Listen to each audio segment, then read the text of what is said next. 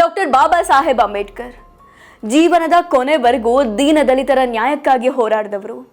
ಅವರಿಗಿದ್ದ ಜ್ಞಾನಕ್ಕೆ, ಡಿಗ್ರಿಗಳಿಗೆ ಅವರು ಮನಸ್ಸು ಮಾಡಿದ್ರೆ ವಿದೇಶದಲ್ಲೇ ಆರಾಮಾಗಿ ಸೆಟಲ್ ಆಗಿ ಇರಬಹುದಿತ್ತು.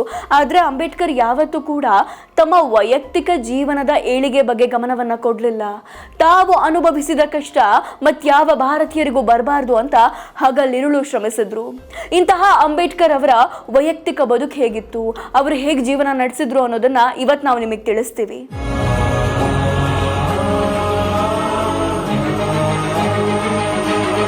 ಅಂಬೇಡ್ಕರ್ ಯಾಕೆ 2 ಮದುವೆ ಆದ್ರು, ಅವರಿಗೆ ಎಷ್ಟು ಜನ ಮಕ್ಕಳು, ಆಕ್ಚುಲಿ ಅಂಬೇಡ್ಕರ್ ಸಾವನ್ನಪ್ಪಿದ್ದಾದ್ರೂ ಹೇಗೆ ಅನ್ನೋದನ್ನ ಇವತ್ತು ನಾನು ನಿಮಗೆ ತಿಳಿಸ್ತೀನಿ.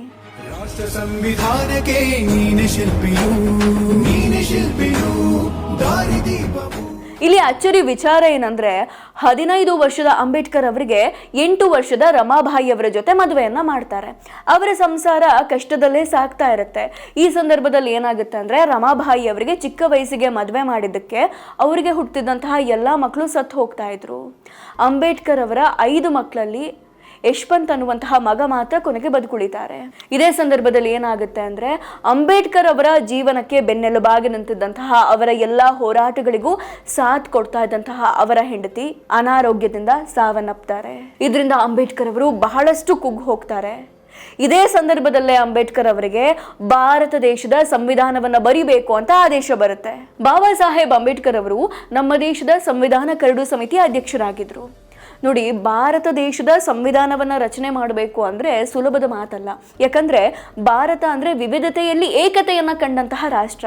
ಎಲ್ಲವೂ ಬೇರೆ ಬೇರೆ, ಆಚಾರ ವಿಚಾರ ಬೇರೆ, ಭಾಷೆ ಬೇರೆ, ಉಡುಗೆ ತೊಡುಗೆ ಬೇರೆ, ಧರ್ಮಗಳು, ಜಾತಿಗಳು, ಸಮಾನತೆಯ ನಾವು ಸಂಕೋಲೆಯಲ್ಲಿದ್ವಿ. ಅಂದ್ರೆ 100 ವರ್ಷಗಳ ಕಾಲ ಬ್ರಿಟಿಷರ ಆಳ್ವಿಕೆಯಲ್ಲಿದ್ವಿ.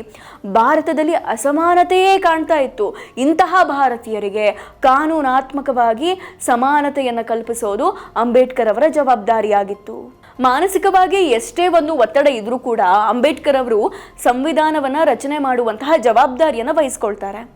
ರಾತ್ರಿ ಹಗಲು ಎನ್ನದೆ ಸಂವಿಧಾನವನ್ನ ರಚನೆ ಮಾಡೋದ್ರಲ್ಲೇ ಅಂಬೇಡ್ಕರ್ ಅವರು ಬ್ಯುಸಿ ಆಗ್ತಾರೆ. ಇದ್ರ ಪರಿಣಾಮವಾಗಿ ಏನಾಗುತ್ತೆ ಅಂತ ಅಂದ್ರೆ ಅವರ ಆರೋಗ್ಯ ದಿನೇ ದಿನೇ ಕ್ಷೀಣಿಸ್ತಾ ಬರುತ್ತೆ. ಅವರ ಕಾಲುಗಳಲ್ಲಿ ನರರೋಗ ಕಾಣಿಸ್ಕೊಳ್ಳುತ್ತೆ, ಮಧುಮೇಹ ಹೆಚ್ಚಾಗುತ್ತೆ, ಪ್ರತಿದಿನ ಇನ್ಸುಲಿನ್ ತೆಗೆದುಕೊಳ್ತಿರ್ತಾರೆ. ನೆಕ್ಸ್ಟ್ ಅಂಬೇಡ್ಕರ್ ಅವ್ರು ಏನ್ ಮಾಡ್ತಾರೆ ಅಂದ್ರೆ ಡಾಕ್ಟರ್ ಹತ್ರ ಹೋಗ್ತಾರೆ. ಅಂದ್ರೆ ಆರೋಗ್ಯ ತುಂಬಾ ಕ್ಷೀಣಿಸ್ತಾ ಇದೆ ಅಂತ ಹೇಳಿ ಡಾಕ್ಟರ್ ಅನ್ನ ಭೇಟಿ ಆಗ್ತಾರೆ. ಆಗ ಡಾಕ್ಟರ್ ಶಾರದಾ ಕಬೀರ್ ಅವರು, ನೋಡಿ ನಿಮ್ಮ ಆರೋಗ್ಯ ತುಂಬಾ ಕ್ಷೀಣಿಸ್ತಾ ಇದೆ ಅಂಬೇಡ್ಕರ್ ಅವರೇ, ದಯವಿಟ್ಟು ಈ ಸಮಯದಲ್ಲಿ ನಿಮ್ಮನ್ನ ಚೆನ್ನಾಗಿ ನೋಡ್ಕೊಳ್ಳೋಕೆ ಯಾರಾದ್ರೂ ಒಬ್ರು ಇರಬೇಕು, ನಿಮಗೆ ಮಾನಸಿಕವಾಗಿ ಅಂದ್ರೆ ಎಮೋಷನಲ್ ಸಪೋರ್ಟ್ ಆಗಿ ನಿಮಗೆ ಯಾರಾದ್ರೂ ಒಬ್ರು ಇರಬೇಕು ಅಂತ ಸಲಹೆಯನ್ನ ಕೊಡ್ತಾರೆ. ನಂತರ ಅಂಬೇಡ್ಕರ್ ಅವರು ಸಲಹೆ ಕೊಟ್ಟ ವೈದ್ಯೆ ಡಾಕ್ಟರ್ ಶಾರದಾ ಕಬೀರ್ ಅವರನ್ನೇ ಮದುವೆ ಆಗ್ತಾರೆ. ಮುಂದೆ ಶಾರದಾ ಕಬೀರ್ ಅವರು ಅಂಬೇಡ್ಕರ್ ಅವರನ್ನ ಮದುವೆ ಆದ್ಮೇಲೆ ಅವರ ಹೆಸರನ್ನ ಸವಿತಾ ಕಬೀರ್ ಅಂತ ಹೇಳಿ ಚೇಂಜ್ ಮಾಡ್ಕೊಳ್ತಾರೆ. 2ನೇ ಮದುವೆ ಆಗಿದ್ರೂ ಕೂಡ ಅಂಬೇಡ್ಕರ್ ಅವರು ಅವರ ಮಹತ್ತರವಾದ ಜವಾಬ್ದಾರಿಯನ್ನ ಮರ್ತಿರ್ಲಿಲ್ಲ. ಸಂವಿಧಾನವನ್ನ ರಚನೆ ಮಾಡೋದ್ರಲ್ಲೇ ಬ್ಯುಸಿ ಆಗ್ತಾರೆ. ಹಗಲಿರುಳು ಅವರು ಶ್ರಮ ಪಡ್ತಾನೆ ಇರ್ತಾರೆ. ಸವಿತಾ ಕಬೀರ್ ಅವರು ಅಂದ್ರೆ ಅವರ ಹೆಂಡತಿ ಎಷ್ಟೇ ಅಂಬೇಡ್ಕರ್ ಅವರನ್ನ ಆರೈಕೆ ಮಾಡಿದ್ರು ಕೂಡ ಅವರಿಗಿನ್ನೂ ಅನಾರೋಗ್ಯ ಹೆಚ್ಚಾಗುತ್ತೆ. ದಿನೇ ದಿನೇ ಅವರ ಆರೋಗ್ಯ ಕುಗ್ತಾ ಬರುತ್ತೆ.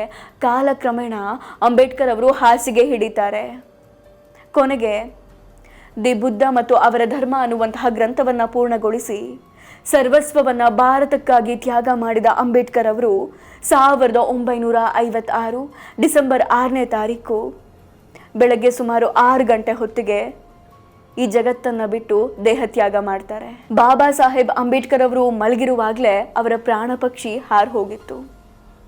ಶೋಷಿತರ ಪರವಾಗಿ ಧ್ವನಿ ಎತ್ತದ ಅಂಬೇಡ್ಕರ್ ಅವರ ಸಾವು ಗಾಳಿಗಿಂತಲೂ ವೇಗವಾಗಿ ಎಲ್ಲೆಡೆ ಹರಡಿತ್ತು.